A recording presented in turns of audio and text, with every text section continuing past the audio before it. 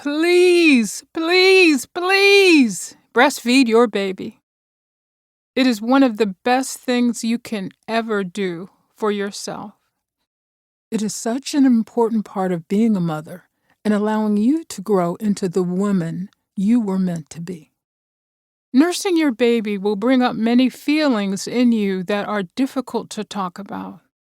Confronting those feelings will heal you, heal your relationships, heal your community, and most importantly, allow you to grow and to be the person and the mother you were called to be when you conceived that child. This is not a book about the benefits of breast milk or how good breastfeeding is for your baby. This book is about how good and important breastfeeding is for you. It won't focus on the logistics or the statistics. It will focus on the feelings and the emotions that come up when someone is totally dependent on you for nourishment, love, warmth, comfort, and guidance. How do you face those fears when you may still be struggling with taking care of yourself? How do you face those fears if you were raised in a way that left you wondering or wanting in how to give love and how to handle issues of dependency, submission, and conflict? All women who want to mother and nurse their babies will appreciate listening to this little book. But this book was written particularly for Black women, so they would know I was especially talking to them. Though there is a small section for fathers, it is written from a woman's perspective to give you some tools to support what has best been called a womanly art. I am a mother who successfully breastfed her 2 children. I nursed my first baby, Jordan, for 13 months, and my second baby, Amber Joy, just shy of 3 years. They both had bottles, primarily when I was away, but I provided the main source of nutrition and emotional support for my children.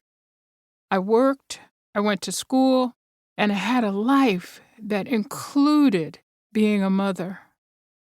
I am now a grandmother of 3. My daughter Amber Joy has successfully nursed all 3 of her children, Terrence, Taylor, and Phoenix. I suspect there may be more to come, but for now, my story is about these people at this point in time in my life. I am a midwife and have encouraged, taught, and supported many mothers in breastfeeding their infants. I am also a certified lactation consultant. When they decided there needed to be such a thing, I took the first class and passed the first certification exam to become a consultant back in 1987.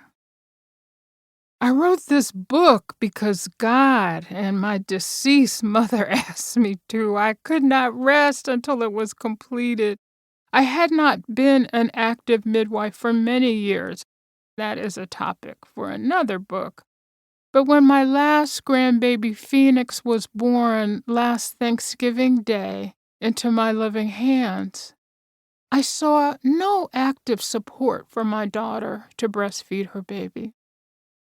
There were times when I saw seeds of doubt and frustration and worried she would abandon her own strongly held values about breastfeeding and attachment to her baby. This saddened and surprised me, but it also woke me up and made me turn off the TV and get busy. She had wonderful midwives. Thank you, Diane and Mindy.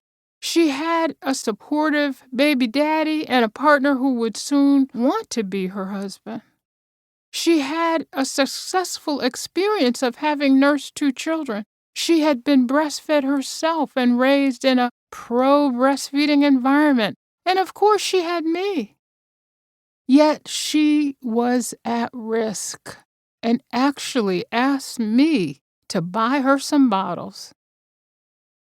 To keep listening to this audiobook, I've left you a link in the description so you can do it, at no cost thanks to Audible's 30-day free trial.